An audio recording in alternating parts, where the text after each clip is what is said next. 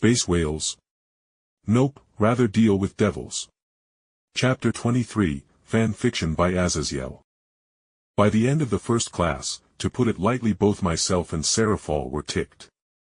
The fucking rat Kyubey tried to be slick, but his feather-light touches upon our minds were all violently repulsed time and time again. Honestly, I think the only one happy by the end of class time was Homura, as she was all but fucking skipping as she left after seeing Kyubey screech in agony as Serafall and I tore his mental probes apart.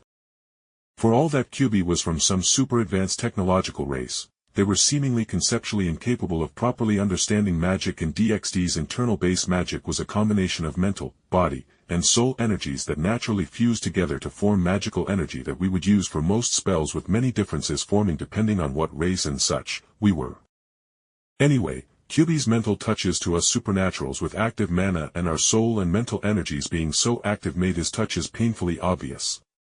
Serafall even sent me a magical message that perfectly encapsulated the feeling of Kyubey trying to enter our minds. No matter how feather-light someone rubs a turd against your skin, you can always smell the turd. So once class was over, Serafall and I did the most anime thing ever. We went to the roof of the massive school and found it conveniently perfectly empty, which allowed the 4 people and mascot following us up to corner us for answers. "Why are you being so mean to Kyubey?" a short blue-haired girl demanded, with her finger stabbing into my chest, making me blink at how brave she was to do that. But looking past her, I saw my main interest in this world. Mommy Tomo had already transformed into her magical girl form and was loosely holding a musket in each hand while a dozen more floated around her, clearly ready to be used. "I don't, and neither does my friend, appreciate a monster touching upon our minds," I said, wearing a cool smile as I looked directly at Kyubey. Once again the little shit attempted to touch upon my mind, but with another mental flex I squashed the mental probe, making Kyubey violently twitch within Madoka's arms. "Touch upon my mind again, and there will be real consequences," I said with finality. "Wait. Kyubey cannot speak to us humans without touching our minds, though," Madoka said, holding Kyubey as though to comfort it, and I rolled my eyes. But before I could retort, I felt Serafall lay a hand on my arm, and her words made me freeze. "Kyubey, me my boyfriend, and I know well and true you are capable of speech. But regardless of that, I am curious about what you think of my boyfriend having magic without a wish being made." Then, as she finished, Serafall twirled in place with her school uniform falling apart as she put on her lewd magical girl costume, along with her wielding her magical wand in her hand that wasn't holding my arm. Kyubey seemingly glitched out of reality, falling out of Madoka's arms as he padded over to Serafall and took in her magical girl form. And then he looked at me. Those empty, almost pupilless eyes unnerved me a great deal. But he seemed to have gathered what he desired in his inspection as he finally spoke aloud, but without moving his mouth, weirdly enough. "I never granted a magical girl wish that gave magic to a boy. Nor have I accepted a girl's wish to be turned into a boy, nor has a magical girl ever given birth, so you couldn't have inherited magic. So, Enigma, would you like to explain?" Kyubey asked genially. For all that Kyubey was a sociopathic monster, he was never disrespectful or rude. He and his kind came to Earth to use magical girls' suffering as a fuel source to fuel the universe and end the concept of entropy, which was the same thing Scion, back in Worm, was doing, whom I would need to kill. I had no doubt that should the incubators no longer need humans to fuel the universe, they would gladly leave humanity without another thought. But they weren't. And I may already be a universe-traveling harem-collecting asshole, but farming humanity hits my fuck no buttons. Even the Joker refused to work with a Nazi and killed the Red Skull in that Marvel/DC crossover after all. I shook my head to his question, and I spoke softly. "Questions that make no difference. I won't harp about your actions, personal, or your race. Either way, I want to ask, Kyubey the incubator." But before I could finally pop the question, Sayaka stood in front of me and poked me again, making my eye twitch as she demanded. "Look, I don't know what your big deal is, but acting all weird and cryptic isn't doing you any favors, buddy. Now answer some questions or Mommy will make you," she said, losing a lot of her steam and retreating as I held up a hand, and within the hand formed a large spinning snowflake of ice to remind her I wasn't exactly human in this girl's eyes. Mommy was now very much aware of her muskets clicking to life as she raised them to aim at me, but Serafall merely snapped her fingers. And in that moment, Serafall clicked her finger. Mommy's body up to her neck was encased in hard, magically enhanced citri ice that Mommy couldn't break out of no matter what she did, as she wasn't a melee-type magical girl. I dismissed my magic from my hand and spoke calmly.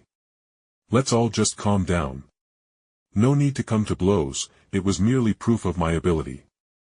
I said, and I could feel Serafall's approval from the bond we shared as I continued. Regardless of everything, I came here to speak to Kyubey among something else more important. I finished as I looked away from Mommy, who was somewhat relaxed, understanding I wasn't going to hurt her friends. Mommy awkwardly coughed and shivered under the very cold temperature of the supernatural ice as she asked softly. Okay, we are all friends here, can you please let me go? Serafall only blinked with the ice shattering into icy dust that blew away in a fairly strong wind surrounding us on the school's roof. You want to ask for a wish, don't you, young man? Kyubey asked, tilting his head to the side as he still didn't know my name and nor could he find it within this Earth's systems, except for the obviously fake entry into this school. Even as I nodded, I felt Homura's eyes on my form tighten with her own magical energy pulsing, making me tense as I waited for Sakuya to make a move like dropping a grenade at my feet or something, but nothing happened, so I looked back at Kyubey, who was clearly in thought. Your wishing power. Kyubey drawled off before continuing as I raised an eyebrow before shrugging. Your power of fate that could be converted into a wish is great indeed. Nowhere near Madoka's, but you are capable of a great wish indeed. Kyubey mused, and I realized that he was weighing his options. Oh, I had no doubt he was ready and willing to fuck me over by making me into a witch or something later on when my soul gem filled up with the suffering that came naturally to this universe. But it was clear he was weighing on changing tradition in only using female grief seeds in their entropy removal mission. Kyubey finally shrugged, and my face twitched as he said, seemingly carelessly. Oh, very well, I will grant you a wish if you but tell me one thing, Kyubey said before he floated in front of my face with his pinkish red eyes only inches away from mine as its voice returned but waited with intention. What is the name of the first magical boy? No, I suppose wizard would be a better name, maybe. He broke off mumbling while Serafall, behind me, snorted. I thought about it for a second, and honestly, I didn't see an issue with sharing my name. Kyubey wasn't some fey monster who could steal my soul with my name after all.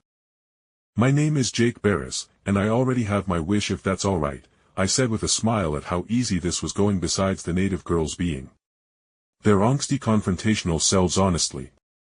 But like the teenagers they were, they could be managed fairly easily when you knew the right levers to use. To my question, Kyubey tilted its head comically to the side as he said with what seemed like amusement. But I knew the creature was literally incapable of feeling any sort of emotion. Well, what's new? Most girls debate upon their wish for a couple of weeks at the very least unless I find the girl in a moment of peril like Mommy here. Kyubey said, looking at their contractor, who flinched at the memory of how she had literally moments to make her wish before she died. It was honestly a bit like Issy's induction into Rias's peerage. She was dying and she either made the wish to Kyubey to survive or she died then and there. Though she didn't know the consequences of becoming a magical girl, which was far worse than becoming a devil, honestly. I took a breath, and as I spoke, I felt my wish, my desire, change my very being with the seal of Solomon itself shuddering under the power of my wish. I wish to have the ability to control the ability see the death of all things. Concepts and states by interfering with how they connect to reality. I said, and my vision violently changed. I had basically taken the key ability of one of the most dangerous entities in fiction. Void Shiki's eyes of death perception,